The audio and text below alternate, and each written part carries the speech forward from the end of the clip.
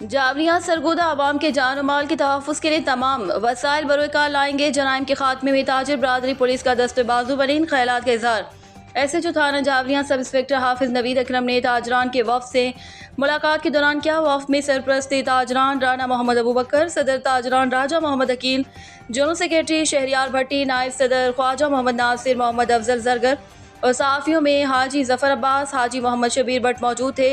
हाफिज नवीद अकरम SHO थाना जावलिया ने मजीद कहा कि तमाम मुश्किलात के बावजूद जराइम और जराइम पेशा अफराद के गिरद घेरा तंग करने के लिए गश्त को मौसर बनाया गया है, जबकि शहरी आबादी के लिए मौसर मोटरसाइकिल स्क्वाड तैनात कर दिए गए हैं। आवाम को फौरी और सस्ता इंसाफ की फराहमी के लिए मेरिट पर मुकदमात को यकसू किया जाता है। रोज़ाना दोपहर 2 बजे से शाम 6 बजे तक थाना ऑफिस में मौजूदगी के दौरान साइलान को सुनता हूँ। मौजूद शहरी किसी सिफारिश के बगैर मुझे मिल सकते हैं।